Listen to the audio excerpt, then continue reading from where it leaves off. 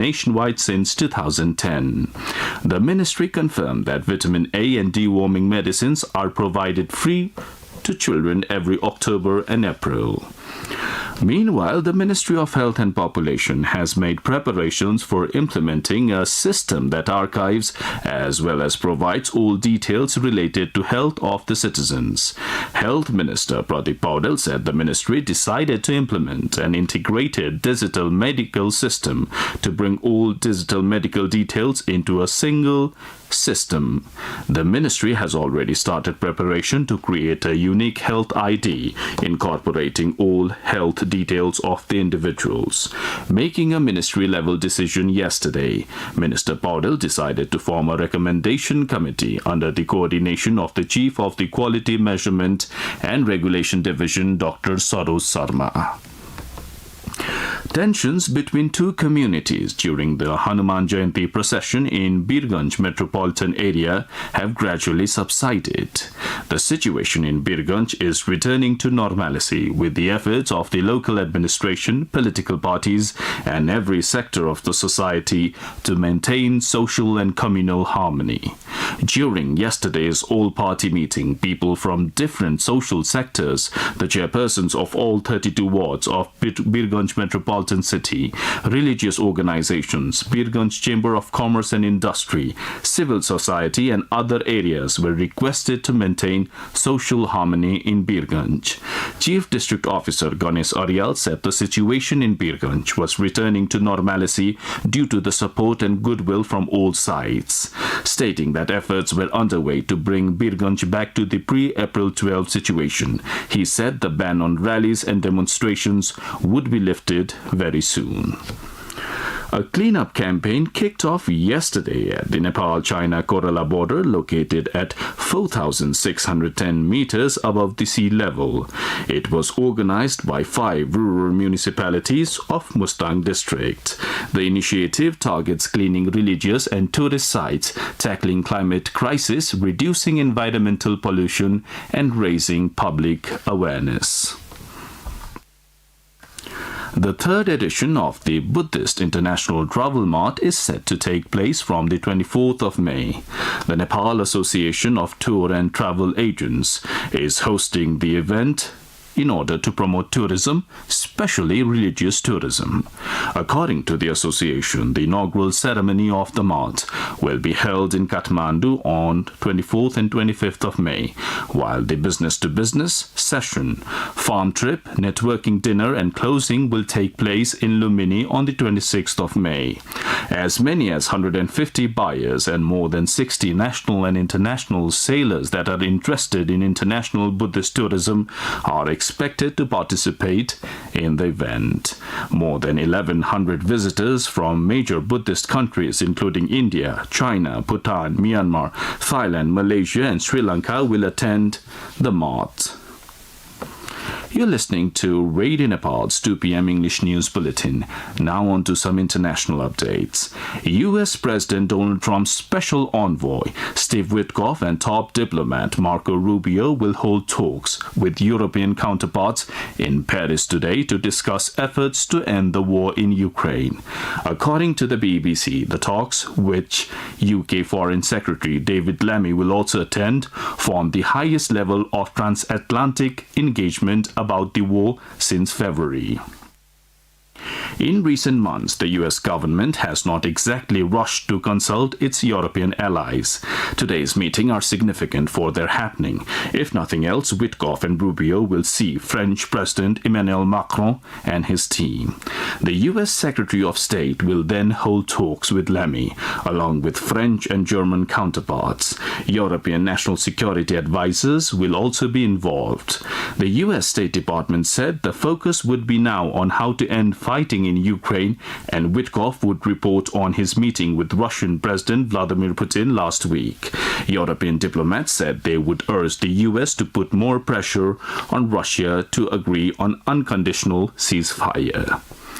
China's Ministry of Foreign Affairs has said it will pay no attention to United States President Donald Trump's tariff numbers game after the White House suggested Chinese exports are facing tariffs of up to 245%. The White House disclosed the latest tariff rates in a fact sheet earlier this week. According to Al Jazeera, Beijing's remarks on Thursday echoed those made last week by Ministry of Finance, which described Trump's escalating tariffs as a joke because they no longer have any economic significance. China's tariffs on U.S. goods stand at 125%, but Beijing has also taken other non-tariff punitive measures, including limiting the release of Hollywood films. Economists have said that Trump's tariff, if not eased, will bring a halt to most trade between the United States and China due to the exuberant rise in the cost. The World Trade Organization on Wednesday said the volume of global trade is expected to decline by 0.2% in the year 2025 under current conditions, or nearly 3 percentage points lower than a low-tariff baseline scenario. Now the general weather forecast for the country for today. According to the Meteorological Forecasting Division, the weather will be partly to generally cloudy in the hilly regions of the country. Light to moderate rain with thunder, lightning and gusty wind is likely to occur at some places of Kosi province, along with the hilly regions of the country and a few places of the rest of the country. Moderate to heavy rain with thunder and lightning is likely to occur at 1 or 2 places of Kosi province. There are also chances of light snowfall at 1 or 2 places of the high hilly and mountainous region of the country. Well, with this we have almost come to the end of this news bulletin. But before wrapping up, the headlines once again.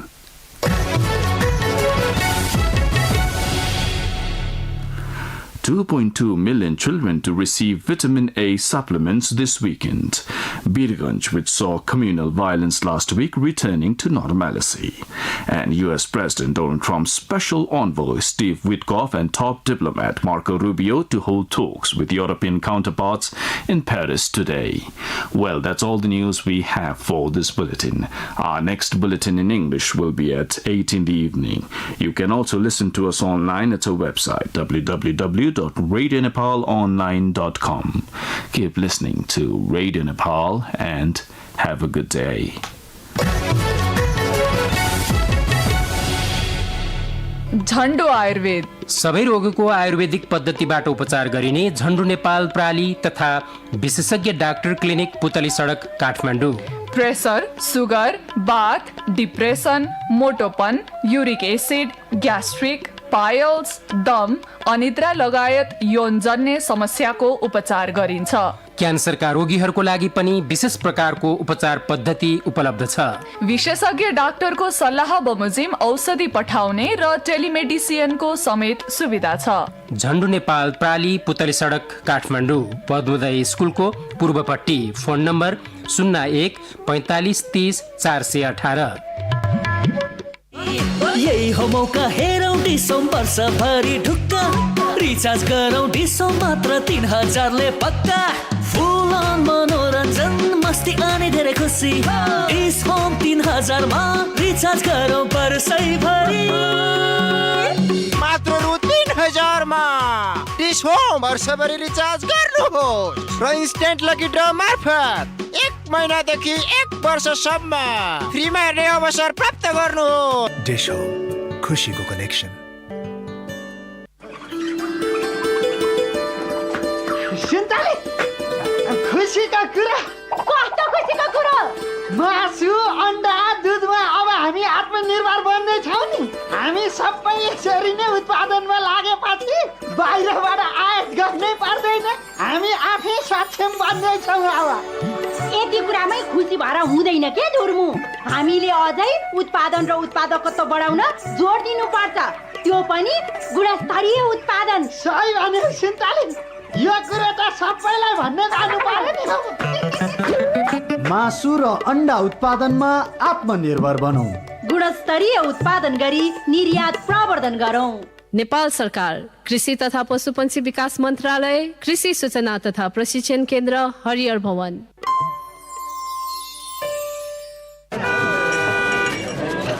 बसमा बसेपछि त के खाम पो लाग्छ।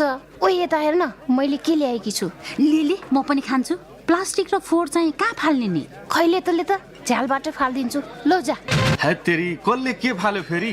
जिउमै पो लाग्यो। ए बहिनी, झ्यालबाट यसरी फोहोर फाल्ने थुक्ने गर्दा दुर्घटना हुने र जथाभावी वातावरण फोहोर हुने थाहा छैन कि क्या हो? के गर्नु भयो बहिनी यस्तो? हेर्नुहोस् त तपाईँले फालेको फोहोरले त्यो पैदल यात्रीलाई लाग्यो नि। हेर साथी, यसरी गाडीमा हिँड्दा फोहोर कहिले पनि झ्यालबाट बाहिर फाल्न हुँदो रहेनछ। यसले पैदल यात्रुलाई असर गर्ने मात्र होइन, सवारी साधन समेत दुर्घटना गराउन सक्छ। हो रहेछ, अबदेखि सवारी साधनबाट म पनि फोहोर फाल्दिन र अरूलाई पनि नफाल्न भन्छु। फोहोर डस्टबिनमै फाल्ने बानी गराउँ। डस्टबिन छैन भने झोला वा खल्तीमा राखौँ। सवारी साधनबाट फोहोर फाल्ने बानी छ भने आजैबाट छोडाउँ। नेपाल सरकार, वन तथा वातावरण मन्त्रालय, वातावरण विभाग।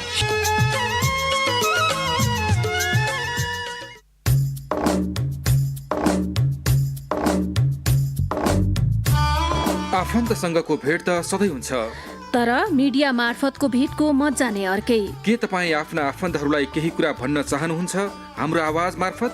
यदि चाहनुहुन्छ भने मेल गर्न सक्नुहुनेछ कार्यक्रम फ्यान बक्समा। प्रत्येक शुक्रबार दिउँसो 1:20 देखि करिब 2 बजेसम्म सुन्न सक्नुहुन्छ। अनिता आचार्यको साथमा कार्यक्रम फ्यान बक्स। कार्यक्रम फ्यान बक्स।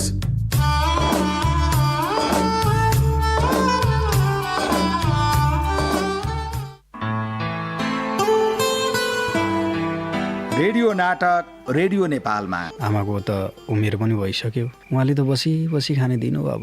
ल खोले जाऊ गुरुजी, अगाडि बढाउ न, अलि अगाडि बढाउ न।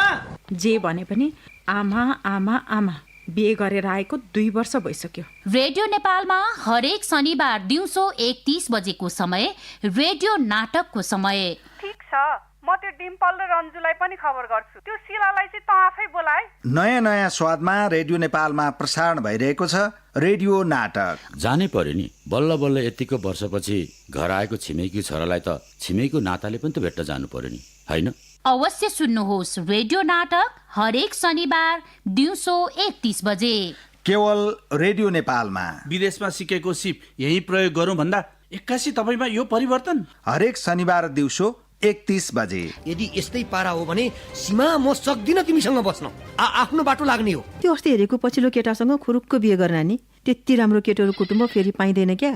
मलाई अघि नै थाहा थियो कि आमाले यही कुरा गर्न लाग्नु भएको भनेर। रेडियो नाटक रेडियो नेपालमा। सागर, तपाईले हिजोको घटनाबाट धेरै चिन्ता लिनुभयो जस्तो लाग्यो। हरेक शनिबार दिउँसो 1:30 बजे रेडियो नेपालमा। नाति नातिनी खेलाउने रहर कसला हुँदैन र यो बुढेसकालमा। गजल की धुन गजलकै जलमाथि एउटा डुङ्गा खियाउँ कि, गजलकै जलमाथि एउटा डुङ्गा खियाउँ कि, मङ्गलबारको अँधेरीमा गजल गङ्गा बगाउँ कि, गजलकै जलमाथि एउटा डुङ्गा खियाउँ कि।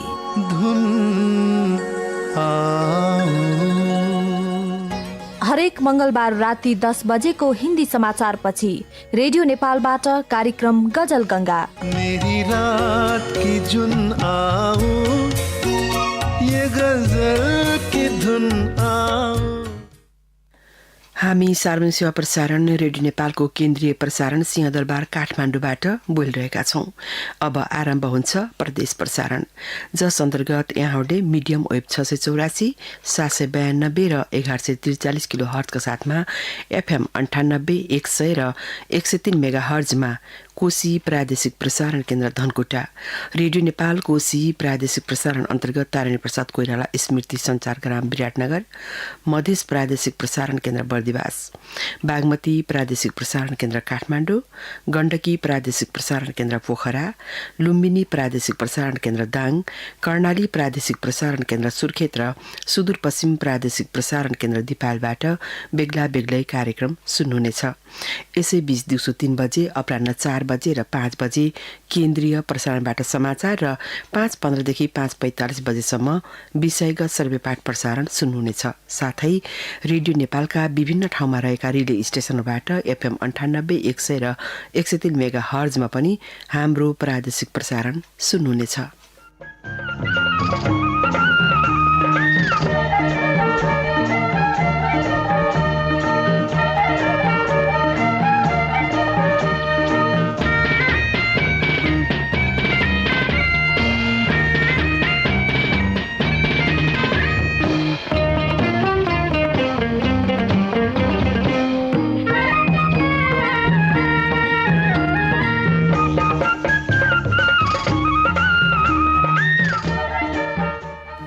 नमस्कार, हामी रेडियो